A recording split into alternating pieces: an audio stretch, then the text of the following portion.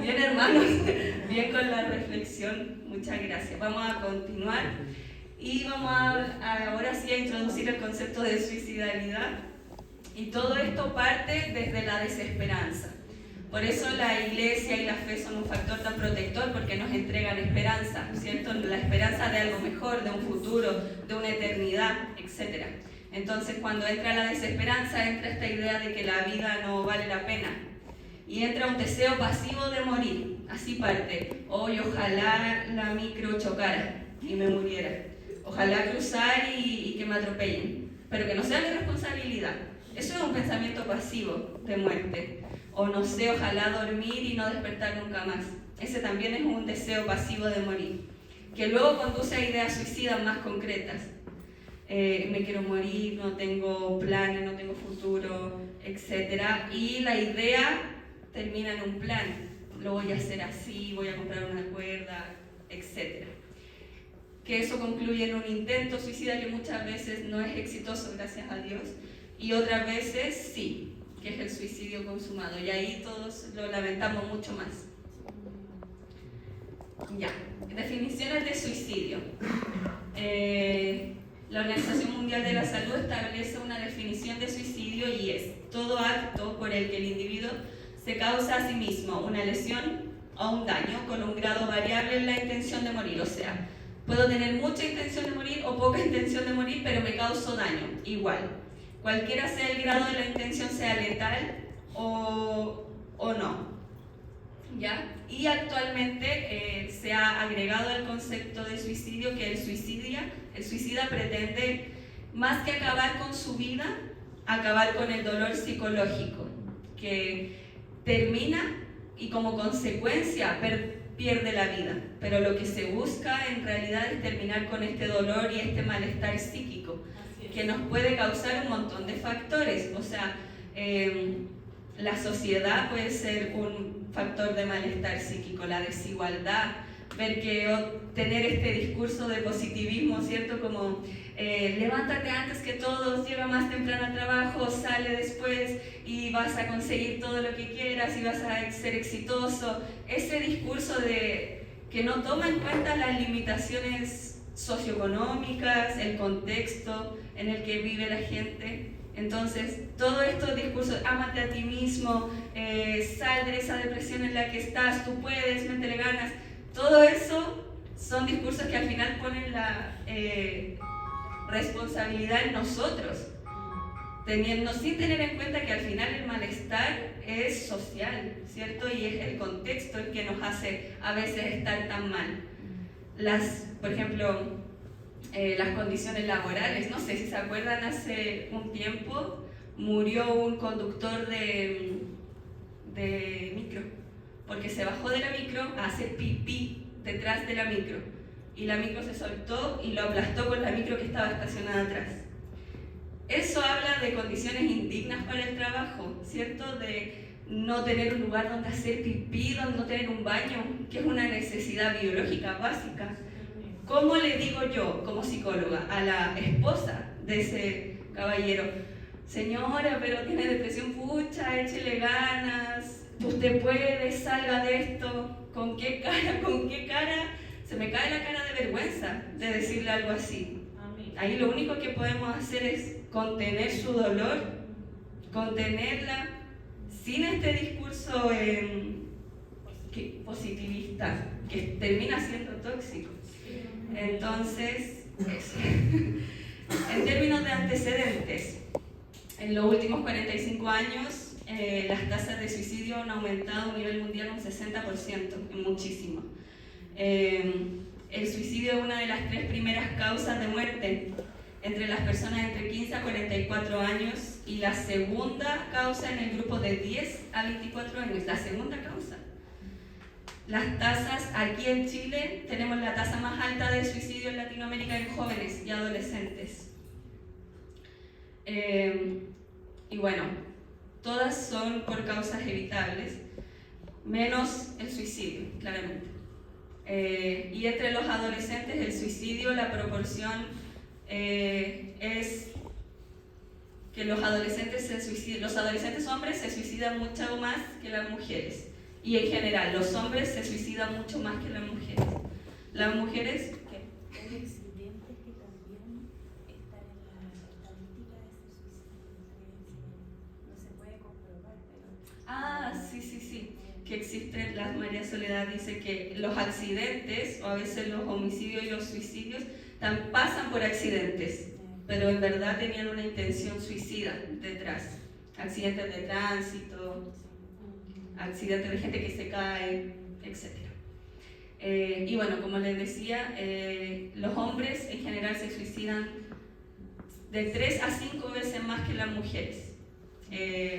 Y eso tiene que ver con un factor claramente social. A los hombres no se les permite mucho la tristeza, ¿cierto? Como que es una emoción más reprimida para ellos, porque los hombres no lloran, los hombres son fuertes, ¿cierto? Tienen que liderar la casa, son el sacerdote. Entonces como que tenemos esta imagen de hombres que no se quiebran, entonces, que lo expresan. Entonces eso termina en que se suicidan de 3 a 5 veces más que las mujeres.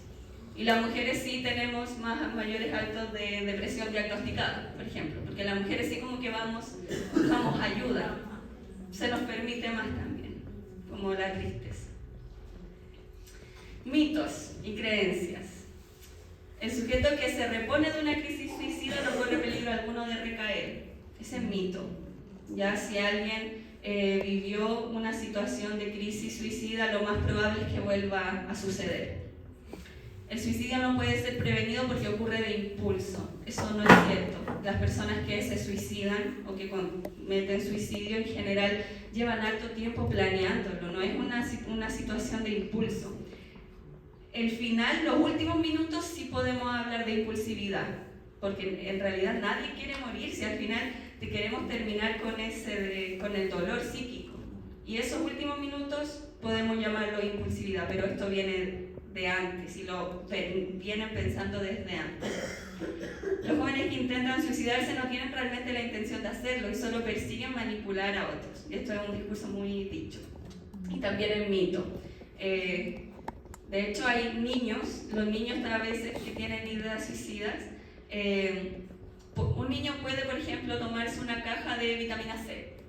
No le va a hacer nada, pero la intención es clara. Entonces, un niño no busca manipular. Una persona adulta que intenta suicidarse tampoco. Al hablar con un adolescente de ideas suicidas se le puede inducir a la ejecución de ellas. Y esto es también algo como un mito, ¿cierto? Como si vamos a hablar de suicidio, vamos a empujar a la gente a que se suicide, y no es así, está comprobado. Hay estudios que comprueban que hablar de suicidio lo previene. Si alguien quiere suicidarse, nadie podrá impedirlo, también es un mito, porque podemos impedirlo. Y al final, como les digo, como la función o la idea es terminar con este dolor psíquico, podemos ofrecer consuelo, podemos ofrecer esperanza y espacios en donde el dolor tenga un lugar y tengamos donde ponerlo, porque al final si lo ponemos solo en nosotros es más difícil cargar con eso. Los niños no se suicidan, también eso es un mito. Y los problemas de los jóvenes no son lo suficientemente graves como para intentar suicidarse. También es un mito a veces, como que invisibilizamos el malestar de los jóvenes o de los niños, de los adolescentes. Porque ya pasamos por esa etapa, como que se nos olvida que cuando tu amiga no te saluda en el colegio es como una puñalada en el corazón, que alguien te ignore es terrible, porque todo es más intenso en la adolescencia, son como muy extremos. Porque están desarrollándose, el cerebro se está desarrollando a velocidad galaxia, entonces como que todo está pasando muy rápido para los adolescentes. Y claro, los problemas que para uno pueden ser no tan importantes, para ellos sí tienen mucha importancia, entonces sí son graves. Ya, los factores de riesgo suicida. ¿Qué cosas nos ponen en riesgo? Un intento previo de suicidio. La orientación sexual es un factor de riesgo suicida muy grande, sobre todo en las iglesias. ¿Por qué? Porque tendemos a marginalizar a aquellas personas que tienen una orientación sexual diferente. Y no solo en las iglesias, la sociedad, ¿cierto? Los margina, no sé, los papás no los dejan entrar a la casa, no los dejan ver a sus hermanos, etc. Y eso conduce mucho al suicidio. Y a veces también las comunidades les hacen la L, la cruz. Hay discriminación, exacto. Y mucha violencia hacia ellos. Usamos un lenguaje bastante despectivo a veces para referirnos a personas con una orientación sexual diferente. El abuso físico o el abuso sexual, haber sufrido violencia cuando somos niños o cuando estamos adultos. La ausencia de redes de apoyo o las malas relaciones con los pares o con los padres. Factores sociodemográficos o culturales. La cultura, dependiendo de cómo en mi cultura conciben el suicidio o conciben la vida, también puedo ser más proclive a vivir riesgo suicida. Los trastornos psiquiátricos, ya sean depresión, trastorno límite de la personalidad, bipolaridad, cualquier depresión, o sea, cualquier trastorno psiquiátrico mío o de mis padres, también de mi familia. Haber estado expuesto al suicidio, que otra persona, otro familiar se haya suicidado, que un amigo se haya suicidado, etc., también son factores de riesgo. Y la disponibilidad de métodos letales, o sea, tener acceso a pastillas, tener acceso a cuchillos, etc. Ahora los factores protectores. Los factores protectores individuales son la salud física, o sea, tener una buena salud física y mental, las creencias, las actitudes negativas respecto al suicidio, o sea, medio decir, no, eso no me gusta, no me agrada, razones para vivir, tener un perro, tener sueños, tener metas, etc. La percepción del apoyo social o de disponibilidad de ayuda, saber que cuento con alguien, ¿cierto? Como que alguien me ayude. No solo mi familia, sino a lo mejor saber de recursos del gobierno, del CESPAM, como tener en cuenta los programas que están en mi comunidad, etc. Aceptar la ayuda, aceptar el tratamiento, tener flexibilidad en términos de habilidades cognitivas, ya flexibilidad de pensamiento, saber que si algo no resulta, a lo mejor puedo hacer otra cosa. A veces nos cuesta eso, como que nos cerramos, somos inflexibles en nuestro pensamiento. Si algo, tengo una estructura en mi cabeza y si no resulta así, entonces no quiero nada, eso no es lo más protector del mundo. Saber enfrentar y solucionar problemas y conflictos. Y por eso es importante que los papás dejen que los niños enfrenten problemas y conflictos, porque si no, no desarrollamos habilidades para hacerlo. La tolerancia a la frustración, tener una baja impulsividad, la resiliencia, tener una autoimagen estable, un buen autoconcepto de mí mismo, tener esperanza, llevar un estilo de vida más o menos saludable y tener satisfacción, estar satisfecho. Todo eso son factores individuales propios míos que me protegen ante el suicidio. Los factores sociales, el embarazo muchas veces es un factor que protege, porque tenemos algo por lo que vivir. El sentido de responsabilidad por otros. Por eso la iglesia suele ser también un factor protector, porque tengo un propósito, ¿cierto? Sirvo a otros. Tener oportunidades de participación social, juntas de vecinos, el deporte, los scouts, la iglesia, cualquier lugar en donde me permitan participar. La integración social, el sentido de pertenencia a un grupo, a la familia, a la comunidad, y un medio familiar apoyador y protector también.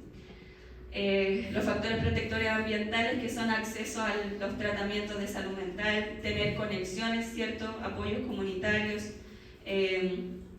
acceso a la ayuda social y restricción o acceso a los medios suicidas. O sea, si el psicólogo dice no elementos punzantes en la casa, no elementos punzantes en la casa, que eso sea como una acción a tomar. Y en términos espirituales también están los factores como la templanza, este espíritu de sacrificio, de estar por otros, la capacidad de perdonar y perdonarse a uno mismo, la capacidad de reconocimiento, de reconocer mis habilidades, mis fortalezas, lo bueno que tengo para entregar, las cosas buenas que me pasan, tener compasión, ser capaz de arrepentirme, ser capaz de ser agradecido, tener esta capacidad de postergarse por los otros, ¿cierto? Que es como muy de iglesia, de apostolado. tener un pensamiento positivo, espiritual, alguna religión y percibirse como necesario, tener un propósito. Hoy sí que qué interesante y harta teoría, ¿cierto? Pero que en la práctica uno las puede ir también considerando en sus propias situaciones, experiencias de vida, situaciones que han visto con los vecinos, con la familia. ¿Y cuáles son las señales? ¿En qué momento y cómo deberíamos nosotros intervenir en una crisis suicida? ¿Ya? Bueno, las señales van a depender de la persona, ¿ya? Va a depender de su contexto cultural, va a depender de su ambiente familiar, va a depender de las situaciones que está viviendo, de las situaciones, los desencadenantes que pueden estar ahí ocurriendo para que se sienta como se siente. Entonces va a depender de varios factores, ¿ya? Pero en general se ha teorizado que estas son algunas de las señales que nosotros podemos ver en las personas. Por ejemplo, cambios repentinos en la conducta, comentarios negativos acerca de la vida, ¿cierto?, de su persona, comentarios relacionados con la muerte, que pueden ser verbales y también a través de las redes sociales. Yo no sé, muchas veces las personas ponen en sus redes sociales frases en relación a sus pensamientos suicidas, ¿ya? De repente aparece algún famoso y eso como que lo ponen ahí en la noticia, que tal persona como que se despidió. Entonces es importante igual estar atento con respecto a esto, sobre todo los que trabajan con jóvenes, los que trabajan con niños, con adolescentes, poder estar ahí mirando también las redes sociales, ¿ya? Despedidas también, verbales o escritas, aparición de heridas recientes, estar como regalando objetos preciados como para despedirse, pérdida de higiene personal, pérdida o incremento del sueño, pérdida o aumento del apetito, la anedonia, que es como la pérdida del disfrute, es la pérdida del interés, del placer de lo que a mí me provocaban ciertas actividades, ahora ya no las disfruto, ya eso es anedonia. Y bueno, en las adolescentes se cree que los chiquillos, como tienen mucho ánimo, mucha energía, entonces no podemos divisar bien si tienen o no depresión, porque pensamos que en los adolescentes también la depresión se manifiesta como tristeza intensa y que no quieren hacer nada, y no es así. Muchas veces en la adolescencia ellos se ponen eufóricos, ¿ya? Irritables, y esas son como las señales de depresión. Tengo una pregunta, ¿puedo hacerla? ¿Que la pueda anotar o la mejor? Ya, Soy dislexia, se me olvidó. Mira, lo que pasa es que en el punto 5 dice apariciones de heridas recientes. En el caso de aquí va lo de los cortes de las frases, las autoagresiones. Que yo estoy hablando con una adolescente que está con psicólogo y que está haciendo esas autoagresiones. Y en un paseo salimos y conversamos y ella me decía que ella lo hacía porque le venía como crisis de pánico y la única forma de que no le estallara el corazón era cortarse. Sí, buena pregunta. Entonces, eso es lo que quería saber, eso, porque ella decía, tía, no lo hago porque yo me quiero morir, Claro. lo hago porque necesito desahogar. Sí. Entonces, Bueno, las autolesiones, claro, las autolesiones en general en los adolescentes se trata de eso, se trata de que no pueden gestionar sus emociones desagradables o están muy angustiados, muy enojados, con mucha rabia, y como no pueden canalizarlo, porque muchos de ellos no saben expresar, porque muchos de ellos no fueron enseñados tampoco para expresar sus emociones, porque crecieron con padres que no expresaban sus emociones. Entonces, lamentablemente tenemos muchos adolescentes que se está cortando, ya producto de una forma de calmar esa angustia, ese dolor psíquico, y acuden a esto para calmarse, como dicen ellos, y a veces también se ha vuelto como una moda, porque también ocurre por imitación. Pero aunque ocurra por imitación, igual hay que sentarse con los jóvenes y preguntarles, ¿por qué tú estás imitando esta conducta? Porque hay algo ahí, hay algo de fondo. Entonces, claro, lo que son las autolesiones quizás no van a estar, no nos van a llevar al suicidio, pero también son situaciones que hay que dedicarles tiempo, hay que dedicarles importancia, hay que validarlas. ¿Ya? Sí. Sí, puedo decir cosas con respecto a la pregunta. Perdón. Da la sensación de que a veces los jóvenes o los adolescentes se cortan, como tú decías, porque no tienen otras herramientas que les permitan llegar a esa misma sensación de calma y de tranquilidad. Entonces, lo que haría yo es trabajar, postergar la satisfacción. Entonces, ¿qué sensación te trae el, por ejemplo, cortarte? No, mi corazón se tranquiliza, mi respiración se calma. Ok, busquemos algo que te dé esa misma sensación, pero que no incluya cortarte. Entonces, ¿qué podemos hacer? No sé, puedo romper una hoja de papel, intentémoslo. Puedo golpear, hacer pescaditos en la cama, así moverme en la cama para soltar como la rabia, la ira. Puedo intentar técnicas de respiración. Pero, ¿qué pasa? ¿Por qué no lo hacemos? Primero, porque no nos han enseñado, y segundo, porque toma un poco más de tiempo. O sea, cortarse es inmediato, ¿cierto? Como que descanso inmediatamente. Por eso hay que explicarles que a lo mejor esta sensación de tranquilidad va a tardar un poco más, pero va a llegar en algún momento. Entonces, si hacemos respiraciones, la tranquilidad va a llegar. A lo mejor no va a ser instantánea, pero sí va a llegar. Entonces, ese trabajo de retrasar la satisfacción hay que hacerlo. Y no solo con ellos, todos. Pero cuando estamos en una situación, porque a mí me ha tocado estar con ella en situaciones de que, es tanto, déjeme, porque necesita hacerlo, porque si no se desmaya. La cuestión así como y no, se va. Entonces, en esas situaciones como de urgencia con esta adolescente, ¿qué podríamos hacer como herramienta rápida? ¿Solamente respiración? No, o sea, hay más técnicas. Pero, por ejemplo, ¿ella está con terapia? Ahora está con psicólogo y ha sido, pero... Sí. Yo creo que a lo mejor ponerse en contacto con la psicóloga puede ser bueno, porque la psicóloga tiene primero una vista personal de quién es ella y de qué cosas le funcionan, y tener esa conversación de qué puedo hacer. Y ahora, sí, a lo mejor sostenerla y permitirle desmayarse, si no va a suceder para siempre tampoco. Es que uno se asusta. Sí, hay que decirlo. Sí, uno se asusta porque se desmaya y toda la cosa y se va. Oye, uno dice, ¿se habrá muerto? No sabemos. No. Entonces, no, es un desmayo. Sí. Pero, y eso, y esto, darle aire y cosas. Y bueno, y ahora lo último que ha resultado es esto de la terapia de ventila, respira, vamos, aquí estoy, yo estoy contigo, te amo y toda la cosa. Y ahí como que llora un poco y como esa. Y lo otro, que les cuesta mucho llorar. Les cuesta mucho llorar, a mí me impresiona porque yo decía, por último, como meto el escape, lloro un rato. Exacto. Pero no. ¿Sabes por qué no llora? Porque las madres les decíamos, no llores. Porque nuestras madres nos decían a nosotros cuando no llores.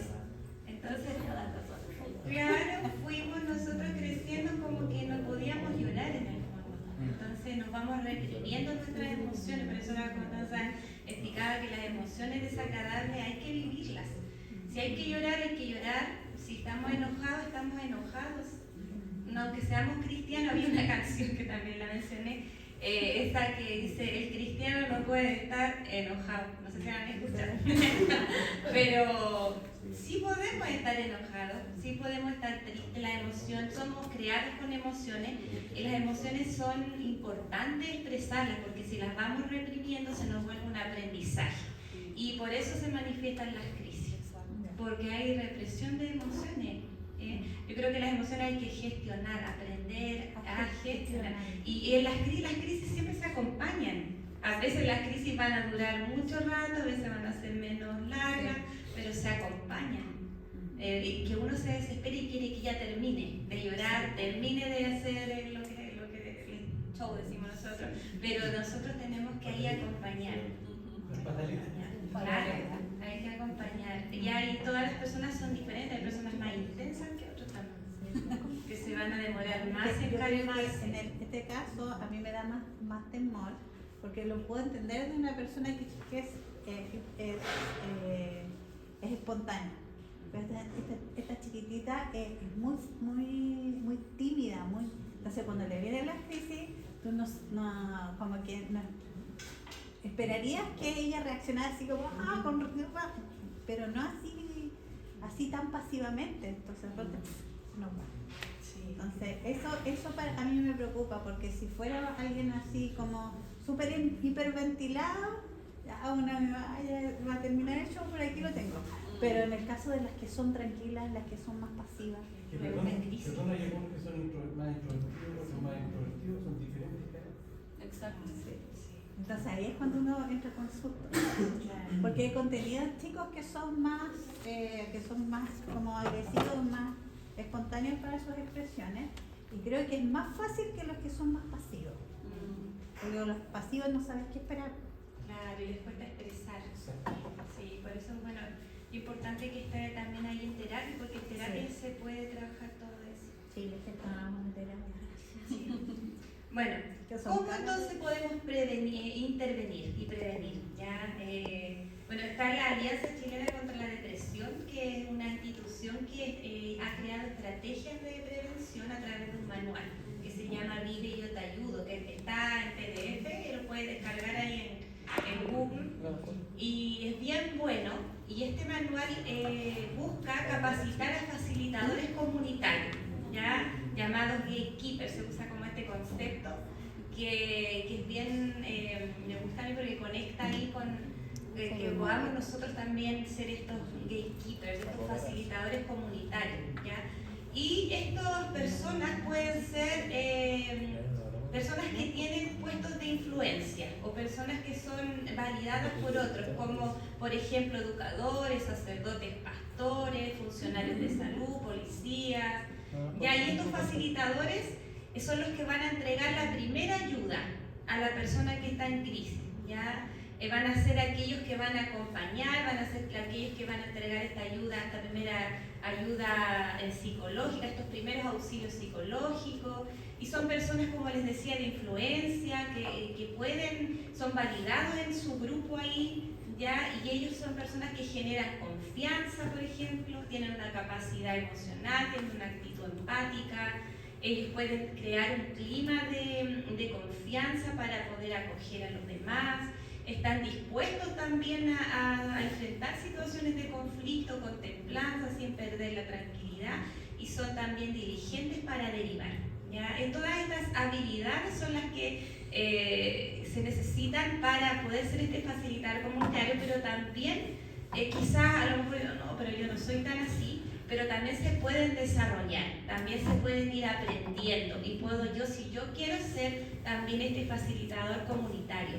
Y dentro de la iglesia se necesita que podamos formar personas que nos preocupemos del otro y que podamos ser estos gatekeepers, que podamos estar atentos al otro, al que está al lado, a mi vecino, a mi compañero de trabajo, de estudio.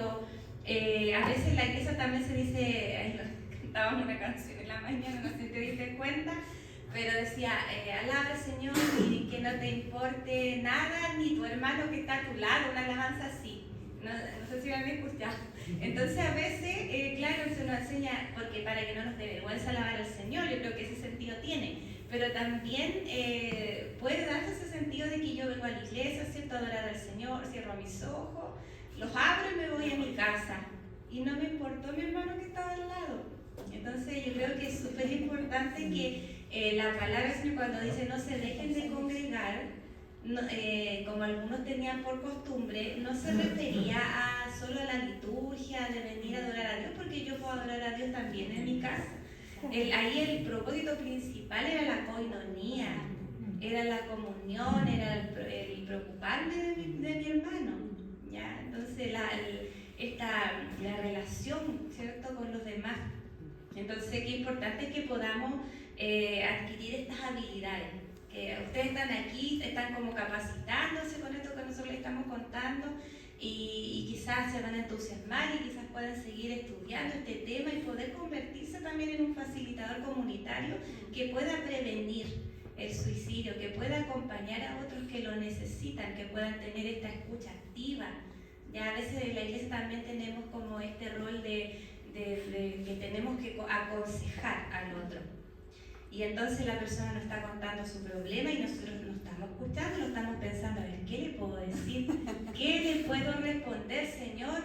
¿Qué le aconsejo? Entonces, ¿cierto? Pero no lo estamos escuchando. Y en esto es muy importante la escucha, que podamos escuchar a la persona realmente. Y la persona a veces no quiere, no sé si le ha pasado, pastor, que la persona se sienta y le habla, y después dice, ya pastor, me tengo que ir. Como que uno no alcanza a decirle nada porque lo que quería era ser escuchado, porque no tiene a otra persona que le escuche. Entonces, a veces, y ahí ya le estamos ayudando. Solamente escuchándole, validándole, diciéndole, ¿sabes qué? Te entiendo. Escucha, es difícil lo que estás pasando. Y entonces eso es lo que necesitaba la persona. Entonces, importante desarrollar la escucha activa. ¿Ya? Y bueno, ahí está la imagen que habla por sí sola, que dice ahí la persona, escucha, soy una persona totalmente inútil. Y el otro le dice, no, no lo eres. Porque a veces pensamos eso, desde que estamos ayudando al otro, apenas él está contando, diciendo lo mal que se siente, y nosotros, no te sientas así, es que tienes que tener más fe, es que te falta oración, yo creo, por eso te sientes tan mal, ¿cierto? Y la persona como que no se terminó de desahogar, se sintió peor, que se siente culpable por sentirse así, pucha, no tengo fe. Entonces ahí la persona le dice, ¿cuánto tiempo te has sentido así? ¿Eso qué quiere decir? Que le comienza a hacer preguntas, interesarse por el problema que tiene la persona, le hace preguntas, le escucha, le hace preguntas abiertas. Ya no cierra la conversación, no eres un inútil, levántate, ya vamos. ¿Ah? Sé fuerte y valiente, y usamos textos también, ¿cierto? Ahí, fuera de contexto. Entonces, qué importante es que podamos escuchar activamente. Y bueno, ustedes ahí lo decían, los cristianos también podemos tener depresión, podemos enfermarnos, porque somos seres humanos. Todavía somos vulnerables en este mundo. Y podemos estar propensos a enfermarnos, sobre todo que no nos cuidamos, estamos en un contexto, como decía Connie, que la sociedad nos enferma. Estamos ahora atravesando una crisis económica terrible, hay pocas políticas públicas en relación a la ayuda de la gente,